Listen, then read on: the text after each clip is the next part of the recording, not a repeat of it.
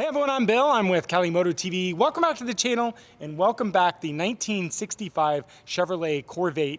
And today's video is going to be a little bit different. I hope you motorcycle people will stick around because it's not all about the CorV8 and about my dream car.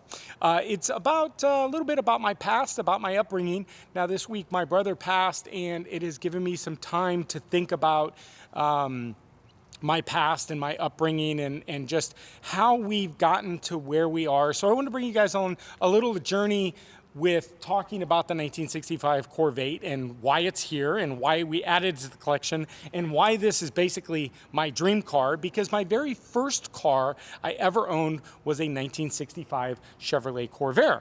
And so I've always wanted a CorV8, and so we're going to talk a little bit about that. We're going to do a little walk around, but we're going to sit down and talk about my past and my upbringing and how we've gotten here. But without further ado, let's do a quick walk around on the 1965 Chevrolet Corvair. And so this car was basically bought almost in this condition. You can see we've added obviously the wheels to the car. We've done some tint to the car. You guys have seen those videos. But what I haven't really shown off in this video is the motor and the work that I've done on the motor. So when we got the car, it didn't quite have the motor setup you guys are seeing right now. And I actually put this here. We're actually at my shop. And we put this in for a couple weeks and did an overhaul on the motor.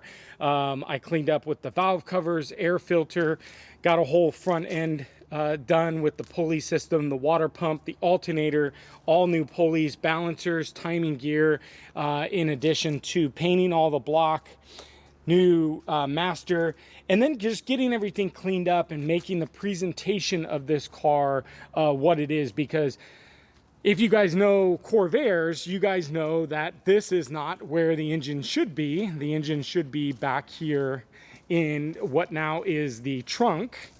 And so you guys will see here, this is basically where the fuel tank is. So you'll see here is the tank, batteries back here. But this is the rear of the car now, which again, if you guys know Corvairs, you guys know that we're a little backwards right now. And for you guys that don't know, the 1965 Corvair originally came with an air-cooled 6-cylinder motor in the rear. It was basically Chevrolet's answer to Porsche and Volkswagen in the 60s with air-cooled motors, which is the direction that a lot of people seem to have been wanting to go in the past years. Now, my very first car was a 1965 Corvair. It was a green Corsa. I'll put a picture in here to reminisce and show you guys what it looked like. Now, this was when this picture is actually the picture when we actually sold the car. When I sold the car, I couldn't afford to keep the car, and so we sold the car.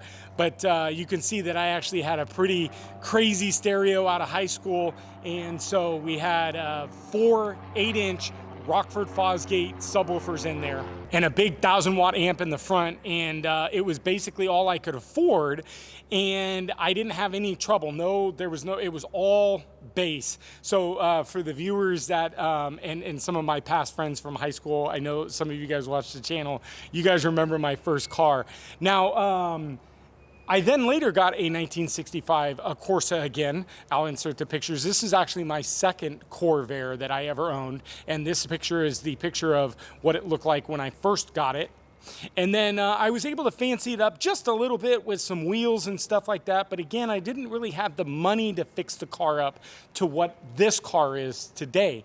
Now, I've also owned 2 other Corvairs in an early body style, both 1964s. I owned a Bill Thomas car, which I regret ever having to get rid of it. But again, financial issues. When I was younger, I couldn't afford to keep the car. And then I was actually given a 1964 Corvair convertible that I was able to fix up, and I had that for a few years, but today we now own the 1965 CorV8. Now, the CorV8, again, like I said, has got a whole engine in the front. Transmission, it's just a whole different animal. Let's go ahead and just take a quick look on the interior of this thing, because the work that's been done to it is actually very, very nice. Now, you'll see the interior is really clean. It's really been done very nice. You can see, obviously, if you guys know, again, Corvairs, you know, there's not supposed to be a hump here or a center console, but that's all built because of the driveline that's inside of the car. But this last week we've been doing some upgrades, and today we share with you guys the upgrade on the stereo system. So we've got a 9-inch Sony Android Auto touchscreen system, relocated the gauges down to below, and we've added a Rockford Fosgate 10-inch subwoofer with two Rockford Fosgate 6x9 4-ways, in addition to, I don't know if you guys can see them down there, some nice Kenwood 4-inch speakers. So this car is basically becoming what I always wanted in a dream car. Now, like I said, my very first car was a 1965 Chevrolet Corvette, and I always wanted this car. And again, this week has really made me reminisce of my upbringing. And when I bought my very first car, I was 19 years old. I basically had a little bit of inheritance money that I was able to buy that car with, but I wasn't able to fix it. I had to learn how to work on the car myself. And, you know, through the years, again, I always loved Corvairs. I always loved the body. I just love this car. But I've never been able to afford to do anything to them or keep them this way. So some of the modifications that we've always wanted to do to this car is, you can see on the back, there's 4 brake lights on this car, and the 4 brake light conversion is something I always wanted to do, and I just didn't have the $150 to do the conversion. And well, now we have that conversion done. Some of the things like wheels, these wheels are the US Mag wheels. I always wanted to have really nice wheels, and now we've got them. I've outfitted them with brand new shocks. We've got brand new rear end. The hubs and brakes are all completely redone with the U-joints and everything for the rear end. The exhaust is all custom exhaust. But some of the other things that I've always wanted to do was, I always wanted to have a Corvair with front brake disc conversion.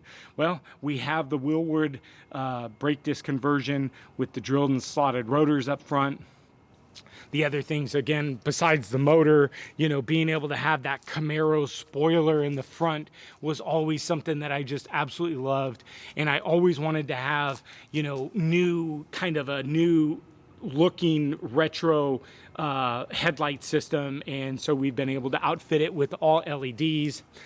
Again, just being able to have a presentation of a motor in a car like this. This car is 55 years old, and you know, I have to say, you know, not to toot my own horn, but it looks pretty amazing for its 55 years. Now, again, coming back onto the inside and just being able to see all of the original steering wheel and everything still kind of intact, but then to be able to upgrade and get some modern luxuries, because I actually do drive this car. I actually drive it quite a bit.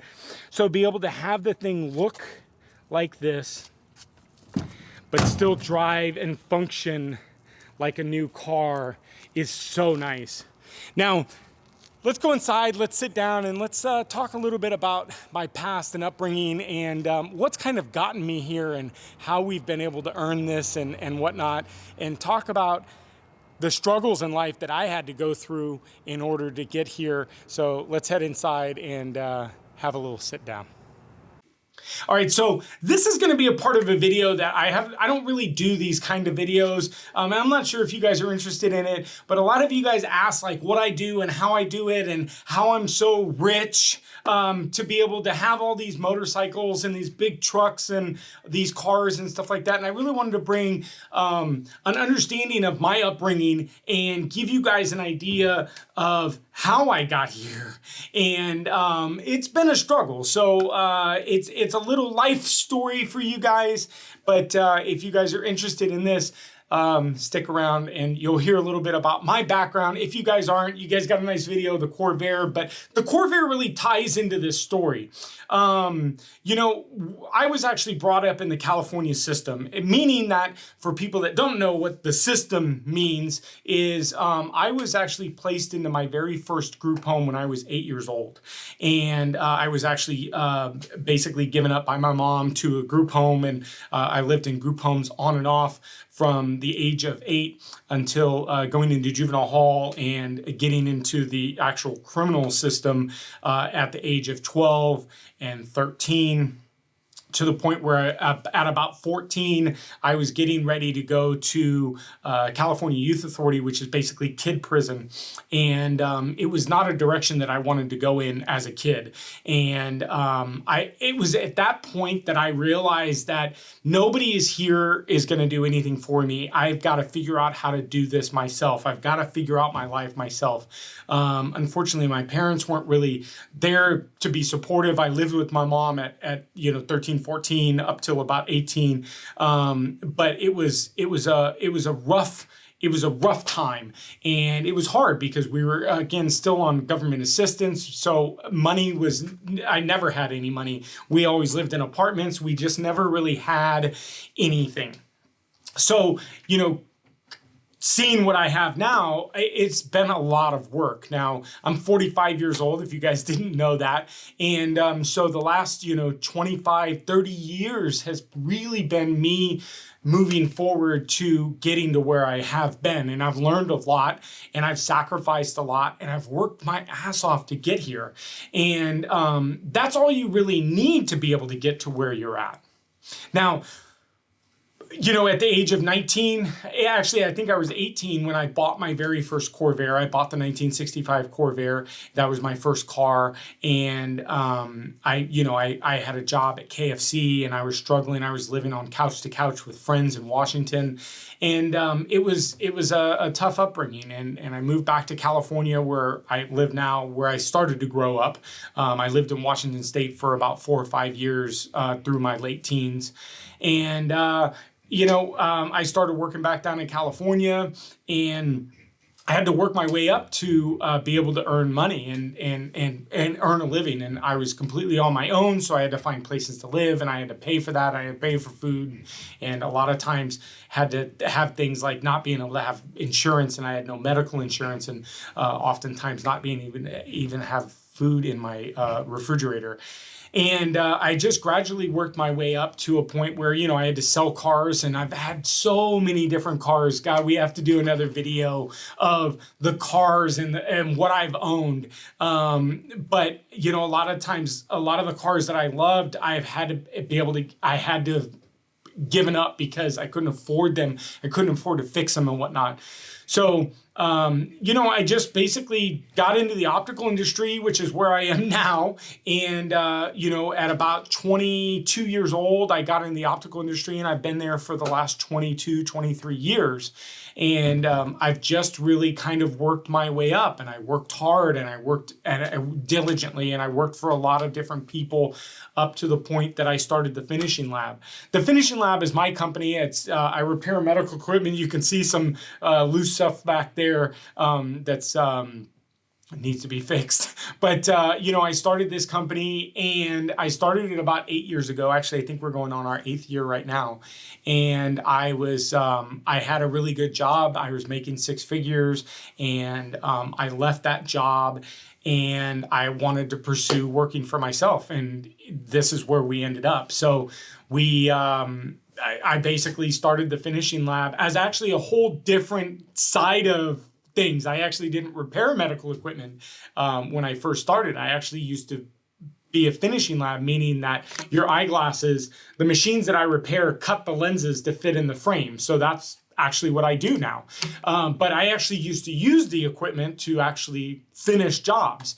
And when I left the company that I now service the equipment from, a lot of my customers called me and said, hey, you don't work for the company anymore. You want to fix my machines? And one thing led to another, and it started small. And now I'm the biggest, basically the biggest aftermarket repair service center outside of the distributor in the US. So it's a big achievement, but I've had to work really, really hard. So with that being said, yes, I have some nice things and I have a good life, and financially I'm doing pretty well. But on the flip side, I've had to really work very hard. So for you guys that are out there that ask me what I do, I've worked very hard to get where I have. I've had to sacrifice quite a bit to get here. And I still have to work very hard. I'm fortunate enough to not have to work as hard as I did in the past. And that's why I'm able to bring you guys these great, amazing videos and stuff. But I still have to work and I still have to make money. But I'm able to have some time to spend with you guys and on my collection, basically. So that's kind of my upbringing and my story. And if it's something that you guys somewhat enjoy, it's kind of a brief upbringing and story, just to kind of tell you guys and make you guys understand that I actually have worked really hard. I don't come from any money. I come from a system. I come from a broken home. I come from welfare, and what you guys see that I have, I've worked very hard for and I'm very humble for. And I hope that this is an inspiration to you guys that, you know, I know that some of you guys are maybe down on your luck right now, but stick with it, work hard. You guys will get there. Trust me. If you work hard, you will always succeed. I really honestly believe in that. There are going to be some peaks and valleys. Trust me. There's times that I've had to sell things like my Bill Thomas car that I just simply couldn't afford to keep, that if I had now to this day would be one of a handful of these cars that are such a collector piece. It's worth such a great deal of money. But you know, I've had to sacrifice a lot, and there's a lot of times that you're going to have to sacrifice a lot.